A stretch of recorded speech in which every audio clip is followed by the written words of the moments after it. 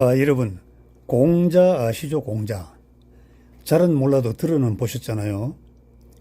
공자의 제자가 3,000명인데 그 중에 자로라는 제자가 당시 남쪽 나라인 초나라 왕이었던 그 섭공이란 왕을 만났을 때 섭공이 자로에게 물었어요.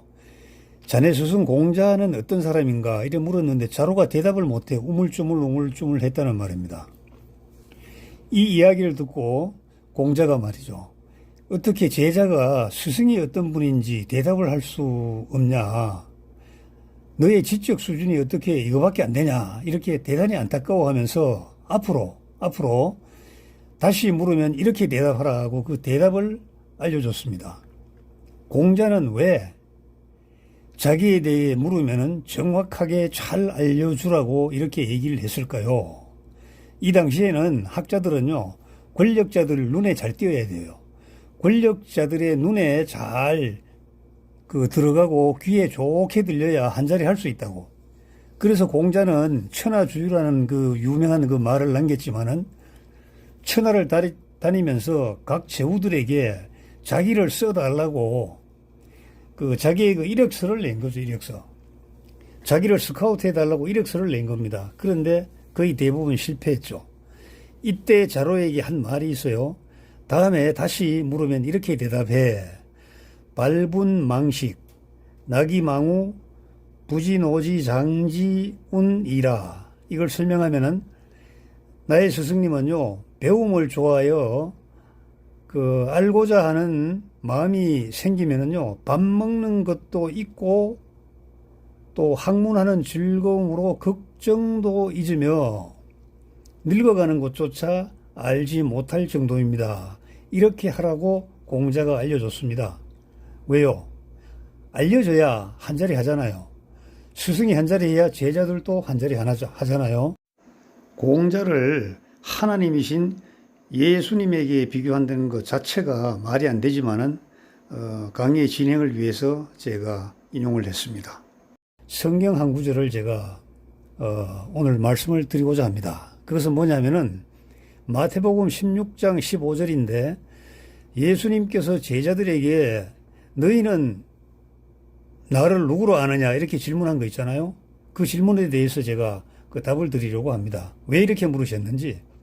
그런데 이 질문을 이해를 하자면은 구약의 이사야서로 거듭 거슬러 올라가야 됩니다. 이사야서 53장을 보면은요, 먼 훗날 오실 메시아 그리스도께서 오신 다음에 사람들에게 당하고 대접받는 실상을 예언한 것이죠. 우선 외형으로나 출신 배경이나 부모의 능력이나 모든 것을 감안할 때 사회적으로 주목받을 것이 하나도 없는 사람입니다. 또 그가 이르는 그 메시지를 알아들으려고 하는 사람 없죠. 그냥 살아왔던 대로 관습대로 전통대로 그냥 미래의 어떤 그 구원자가 온다는 그 믿을 뿐이지 뭐 새로운 이야기 알아들으려고 하지 않았다 이겁니다. 그리고 오신 예수님께서 채찍에 맞고 십자가에 달려서 죽을 때도 본인 스스로 죄를 지어가지고 하나님께 벌 받아 죽은 것이지 뭐 우리 때문에 죽었다 이렇게 생각 안 하는 거죠. 그러니까 뭐 인류의 대속을 위해 죽으시는 하나님 뜻 웃기고 있네. 그건 뭐 우리하고 뭔 관계가 있어? 알 필요도 없고 알 수도 없고 또 알려고 하지도 않은 겁니다. 그분이 맞으시고 찢어져 피 흘리고 십자가에 매달려 죽으시는 이 모든 과정이 죄인인 우리를 옥죄고 있는 마귀를 치시고 피 흘리게 하고 죽게 하는 구원의 역사인 줄 알 턱이 없는 것이죠.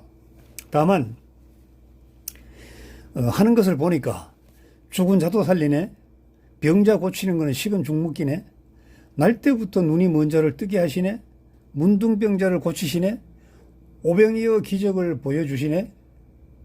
그러니까 이런 능력자니까 다른 거 다 고사하고 우리들의 왕이 되어가지고 이방민족에게 침략당하지 않는 위대한 이스라엘, 안전한 이스라엘의 왕이 되어주셨으면 하는 거, 그 바람밖에 없는 거예요.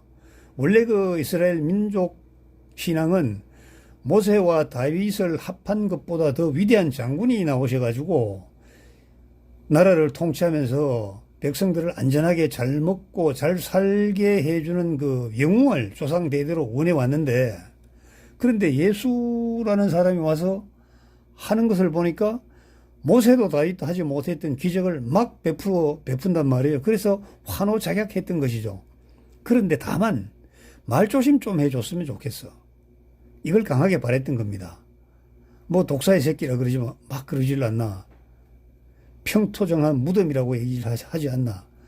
무덤 속에 들어있는 썩은 시체라고 하지를 않나. 유대 선생들을 무시하지 말고 그들의 가르침을 부인하지 말고 우리는 살던 대로 그대로 두고 다만 왕으로 추대해 줄 테니까 전능자의 능력만 보여달라 이거죠.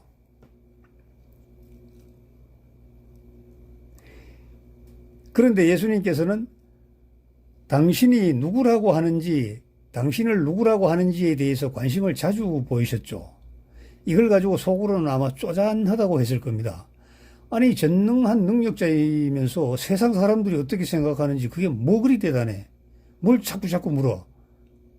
자, 예수님께서는 사람들이 나를 누구라 하디? 제자들이요, 모세라고 하던데요. 엘리야라고 하는 사람도 있어요. 죽은 요한 있잖아요. 그 사람이 다시 살아났다고 그래요. 그래. 그렇다면 너희는 나를 누구라고 생각해? 글쎄 뭐 드릴 말씀이 모두가 주저하고 침묵하는 그 적막한 상태였죠. 당신은 나의 주님이십니다. 또 그리스도십니다. 하나님의 아들이십니다. 이렇게 베드로가 대답을 했습니다. 다른 제자들의 놀란 눈이 찢어질 대로 찢어지는 것이죠. 아니, 자기나 나나 무식쟁이 주제에 어떻게 저런 말 할 수 있는 거야? 저 누가 가르쳐 준 거야? 또 예수님은 뭐라고 대답하시지? 궁금하기 짝이 없는 겁니다. 그럴 때 예수님께서 이렇게 말씀하신 겁니다. 바요나 시몬아, 네가 복이 있구나. 너의 대답은 너 실력이 아니라 하나님이 알려준 것이다. 뭐? 하나님이 알려주셨다고? 어떻게 알려주셔? 바로 성령의 능력입니다. 성령을 받은 자와 받지 못한 자의 차이가 이렇게 극명하게 대비되는 겁니다.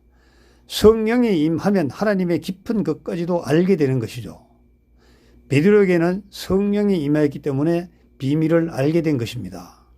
너희는 나를 누구라고 생각하느냐? 마태복음 16장 15절의 말씀을 우리 성도님들은 제대로 이해해야 합니다. 세상이 예수님을 어떻게 생각하는지 궁금해하실 예수님은 절대 아니죠. 그렇다면 예수님이 누구신지 아는 것은 무엇입니까? 바로 우리의 믿음의 종착역이죠. 그리고 우리 신앙의 본질입니다. 예수님이 누구신지 아는 것은 성경을 모두 아는 겁니다. 성경 66권 180만여 자를 꿰뚫어도 결국은 예수님이 누구신지 아는 걸로 결론이 나는 것이죠. 성경을 제대로 확실하게 전부 알아야 예수님이 누군지 알게 됩니다. 예수님이 누구신지 알므로써 우리 성도들은 믿음의 종착역에 도달할 수 있고 신앙의 본질을 꿰뚫게 됩니다. 그래서 예수님께서는 당신을 어떻게 생각하는지에 관심을 두고 자꾸 물으신 겁니다. 왜? 그것을 정확하게 아는 제자여야 영적인 수준이 올라가고 한 단계 업그레이드 되고 그래야 하나님의 사명을 소명을 이행할 수 있는 능력자가 되는 겁니다. 베드로의 신앙 고백은요. 베드로의 대답은요. 우리의 신앙 고백입니다. 지금 우리가 드리는 사도신경이죠. 그 위에 그 반석 같은 믿음과 신앙의 본질적 종착역에 도달해야 그 위에 교회가 세워지는 겁니다. 여러분 감사합니다.